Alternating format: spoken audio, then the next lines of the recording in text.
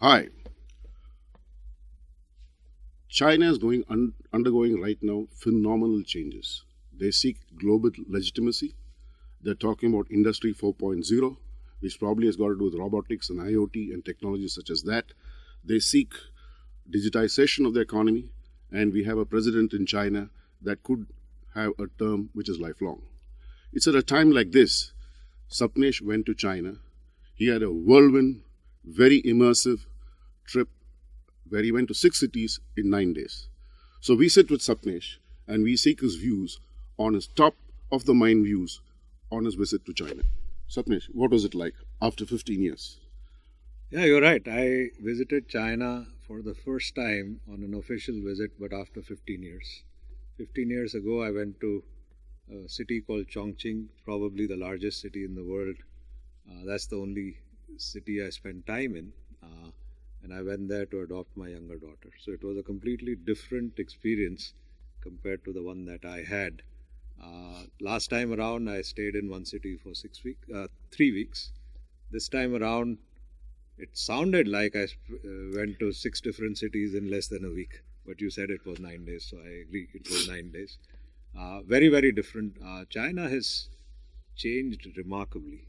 Uh, I think after a few years, you won't be able to tell the difference between United States and China from the point of view of infrastructure, people's tastes. I think the only thing that you'll find difference between United States and China is probably the difference between English and Latin and Chinese. That's, I think, the only difference you'll see. The Chinese people are seeking the same education, the same skills, the same consumer things that Americans like or everyone else in the world likes. So I saw no difference between likes, dislikes, aspirations. Every person wants to excel, they want to move forward. So I found China change remarkably compared to the 15 years ago, and moving very rapidly in the direction of consumerism, in the direction of aspiration, in the direction of digital. I think they're more digital than any other country I've been to. You can do anything you want on your cell phone. So it was an amazing trip, eye-opening trip, whirlwind, but immersive at the same time. So, in all this progress, visible, demonstrated progress that you saw in China, what does it mean to us as an NIIT? I think it means a whole host to us. Like I said, digital is at the forefront in China. China is pushing its economy to become digital. And I think a key advantage China has in their governmental structure is their ability to create change at a rapid pace. They can will change to happen. Execution. If they want a city to come up, it comes up in a year. So they can make things happen if they put their mind to it. I think the opportunity for us is every person in China is aspiring for a better life. Just like every person in India is aspiring for a better life, or every person in the United States is looking for a better life. I think they've found a connection between aspiration and digital. They see Jack Ma's companies progress and be seen as progressive. They see Tencent as a progressive company, which is legitimate. It gets approval from the government, and they want to follow them. They see them as leaders. They see them as new leaders, and they want to follow them. I think that's really where our opportunity is. China also has among the most sophisticated university networks. They're very well funded. That's right. Their infrastructure is great. They are, however, lacking IT curricula. And I think that's really where our opportunity is. I think they also respect India from the point of view of IT. What China has accomplished in manufacturing and infrastructure, they think India has accomplished in the area of software engineering, IT services. And I think they see NIIT as a representation of India. They see NIIT as a company that has played a substantial role in making India the IT powerhouse that it is seen as today. And I think they want to replicate that in China. So I think our opportunity is to work with their educational institutions to help them imbibe information technology, digital, all the things that we believe are important, get those skills, get that knowledge to the students early enough to get them into these aspirational careers. All right, so first I understand you went to Shanghai, but very quickly you moved on to Beijing and you met the state minister for welfare. What was that meeting all about? I think we met with the head of the Minorities Commission. I may be saying it wrong, but equivalent of the head of minorities. I think she had worked with us in That's right. Ningxia, Yeah. and she had a great feeling about NIIT when she worked with us in Ningxia, and the meeting was about how this could be spread across all minorities. The Ningxia University is considered to be a minorities university, and she said that there are 32 or 33 universities that are either directly or indirectly connected to the Minorities Commission. And she felt that the things that we were able to accomplish in the short duration of our partnership in Ningxia were things that she would like to see happen in all the 32, 33 universities that are either directly or indirectly connected with the Minorities Commission. And she felt that she could help us achieve that goal. All right. So this would be part of the model which we call NIIT inside colleges? Absolutely, absolutely. She was very specific that the model in Ningxia worked really well. And it was I think as I saw it, it was a model that had two dimensions to it. One part, like you mentioned, NIIT is embedded inside the university where the students from their first semester onwards get taught information technology as a major by instructors from NIIT. What I also noticed, which was really impressive, was in addition to teaching them IT, NIIT was also teaching them English. I, in fact, met with 50 students at the Ningxia University, and they spoke amazingly fluent English. The ideas, the questions that they were asking me were remarkably clear, and they showed how progressive those students are in their thinking. So I think I would side with what Lu Hui was saying at the Minorities Commission, that the change, the transformation that we were able to bring in just the last 1 year with students was remarkable, and she felt that this should not be limited to one university. This should be spread across all the 32, 33 universities that are connected with the minorities.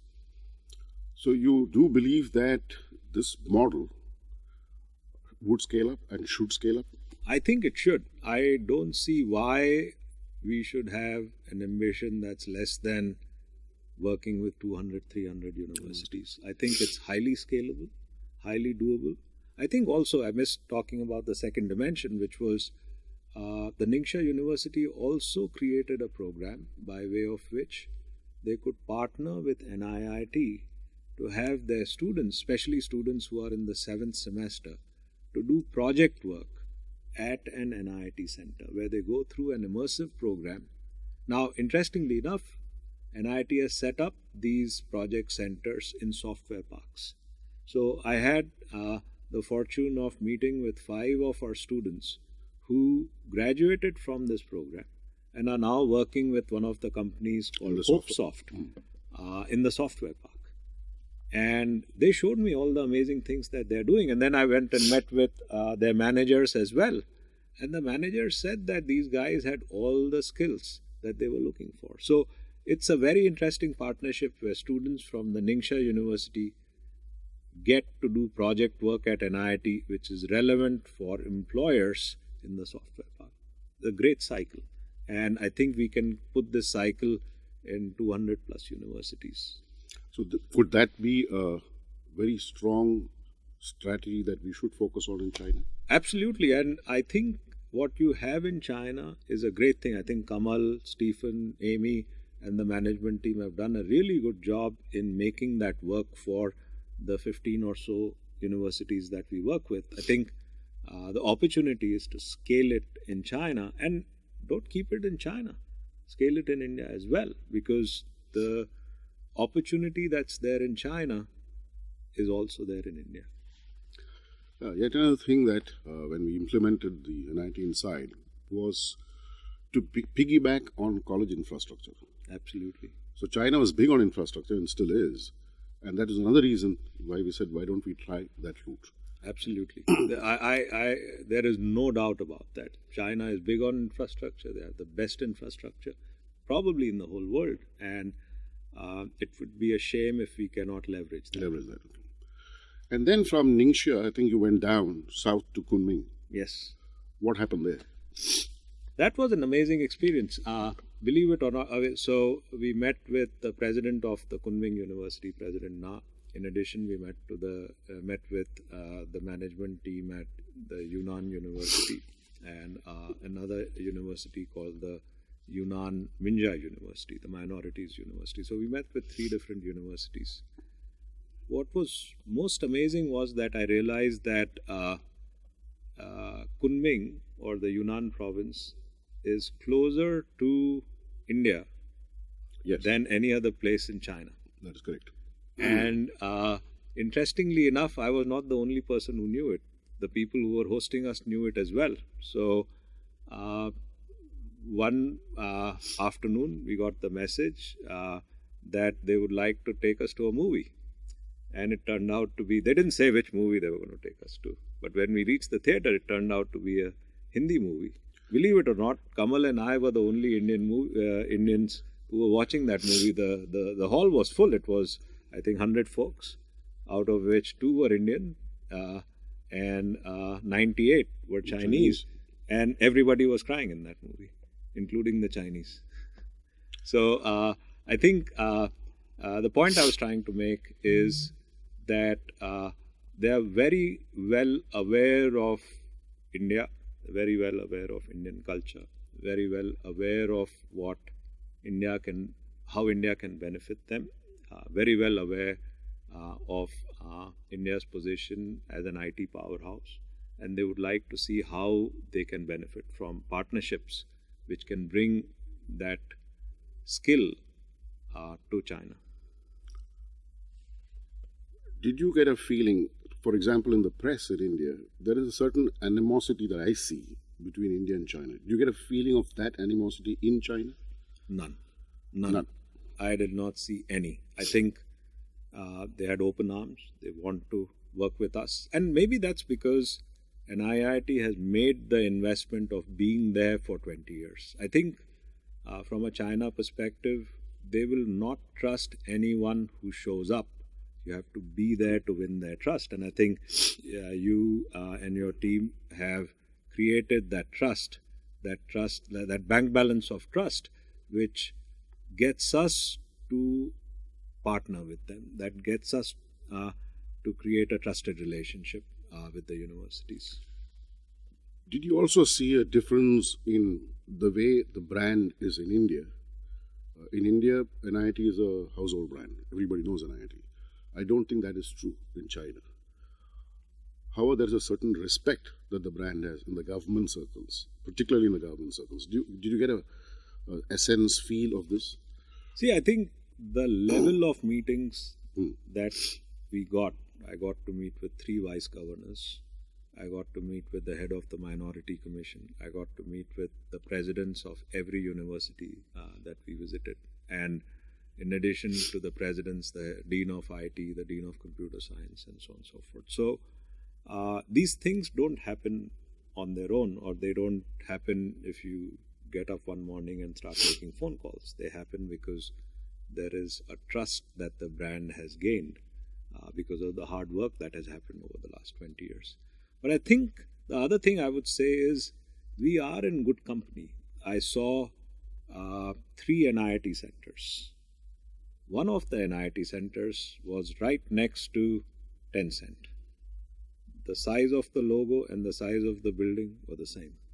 So I think the point I would make is NIIT is moving in the right company in China. And from Yunnan, I think you went to Fujian and you went to Hainan. Yes. And I think you met both the governors of those provinces. Right. Was that also on the model where we embed ourselves into university campuses? Absolutely. In Hainan, met with the Hainan University. They've signed an MOU with us to move 200 to 400 students to the IT major every year. Now, just to be clear, 200 to 400 is the largest major. Yes. And it is not easy for the president of a university to move 400 students to an IT major. But I think what they see is the aspiration that the students have to become IT professionals, and that's why they make that change. So, like I said, I had a great meeting with the president of Hainan University. They're very, very committed. They want to make sure that the partnership works. Also met with the software park, where our education center is in Hainan. Remarkable place, remarkable infrastructure. I think it's a great place to bring in the 7th semester students. They were also very open to creating partnerships where students from China can come on exchange projects to India. Students from India can go on to exchange projects in China. So they're very, very open to a relationship, a bilateral relationship, which can move students around. So 2 things I got from you. One is NIC is a strategic model to go after. The other was the project-based penultimate semester students coming to us and then getting onto a career path. So there are 2. The third thing China has tried to do in the recent past, for the last 2 years, is to be really cutting edge when it comes to products. So we launched last year blockchain. We launched before that a course in virtual reality. We have not done that as yet in India. Do you think that is also a path to take in China, where we get ahead on any product line?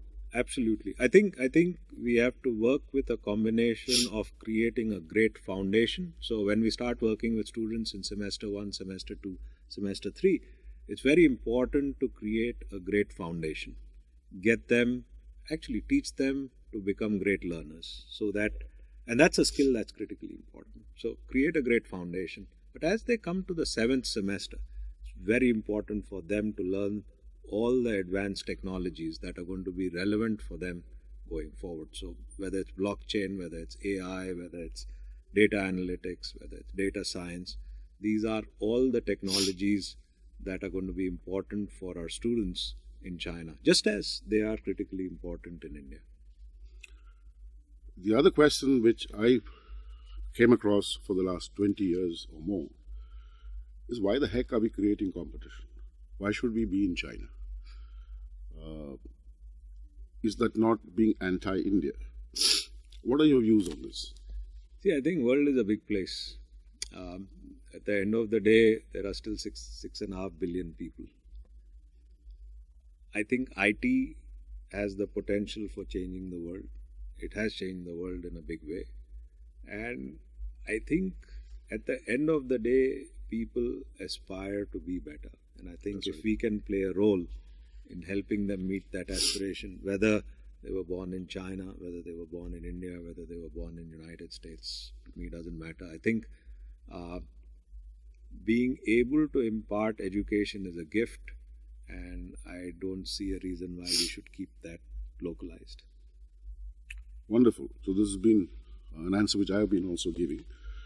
In addition to that, when we went into China in 1997, we also found almost every single American outfit, a learning, teaching outfit, already present in China.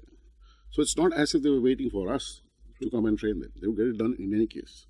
And therefore, staying engaged made more sense than being disengaged. Absolutely. Absolutely. I think The work that we did in the last 20 years has created mistrust. I think the Chinese government or the universities do not try to engage with people that they feel are going to be fly-by-night operators. So I think the work that we've done over the last 20 years has not been in vain. It is a great investment. I think also it is an investment that we can harvest. It's an investment that we can scale and benefit from. So I like that word, we can harvest. I think that that's really what it is. We must need to do that. I think we have a great foundation. We can build an absolutely strong and perpetuating edifice on it. So when is your next trip to China? I told Kamal, whenever he invites me, I'll only be happy to go. Wonderful. But I should say that Kamal has promised that he's going to run a Confluence event sometime in November this year, where he's going to invite key government officials, key university officials, key software park officials to share stories of transformation. We're going to call it Confluence China. Excellent. And we should get a Chinese word for it. And I think the twist that you can do in China is make it all about learning sciences. Absolutely. Because that is something with the Chinese have not kept pace with. So it's still the education system is very, very archaic. And when they hear methodologies, pedagogies, etc., I think that'll excite the heck of the Chinese people. That's a great idea. Couldn't agree more. That's a great idea. Thank you. Great being in China for a whirlwind trip. Looking forward to being back and looking forward to Confluence China. Thank you. Thank you, Sapnesh.